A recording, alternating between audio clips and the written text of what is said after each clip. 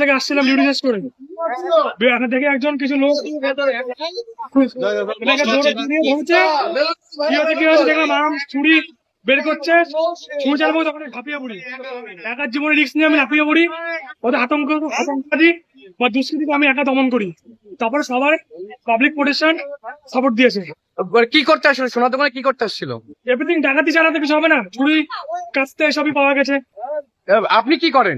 আমি সার্ভিস করি ডিফেন্সে। আপনি ডিফেন্স সার্ভিস করে এভাবে একদম ভর সন্ধ্যাতে আপনি একদম ই করলেন। এর আগেও এই দোকানে অনেক কিছু ঘটেছে, কি বলবেন? আমি আগেরটা বলতে পারবো না, কিন্তু খুবই দুর্ভাগ্যজনক একটা বিষয়। যদি কোনো একটা ইনসিডেন্ট কোনো কেস ঘটে যেত, কেউ কারো দায় নিতে পারতো না। আমি যথাক্রমে আমি অটোতে উঠছিলাম না, সেখানে অটো তখন দেখি নাকি ঘটেছে, ধরে একা লোক একা রাখতে পারছি না, আমি একা নিজের জীবনে ঝুঁকি নিয়ে তাকে দমন করি। কি নাম আপনার? কি নাম? কি নাম? আমার নাম সুমিত ঘোষ, বাড়ি হাটতুবা। বাড়ি। ধরা হলো, কি অবস্থায় সে আসে এবং কি বলে?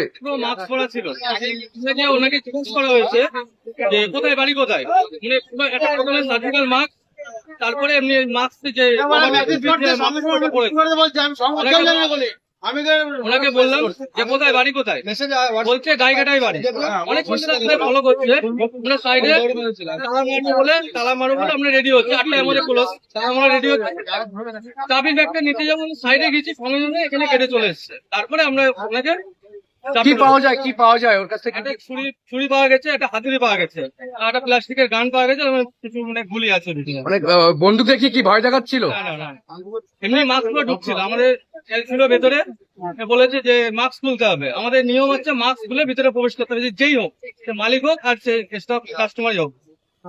একদম 8টার সময় এরকম একটি ঘটনা সোনার দোকানে, কি বলবেন? সিকিউরিটি হিসেবে কতটা নিরাপত্তাহীনভাবে ভুগছেন? এটা তো আমরা 24 ঘন্টা আমরা অলওয়েজ সবসময় মনে থাকি। তারপরে এখন এরকম একটা অনেকক্ষণ ফলো করার পরে এরকম একটা সিচুয়েশন আমরা পড়ে গেছে। একজন দেখা হলো আর্মির ম্যান, তিনি একদম দাবাং রূপে তাকে ধরলো, সাথে আপনারাও ছিলেন। ধরেছে, আমরাই প্রথমে ধরেছি, তারপরে উনি এসে তারপরে উনি আমাদের হেল্প করলো। কি নাম আপনার? সঞ্জু। সঞ্জু কি? সঞ্জু দাস।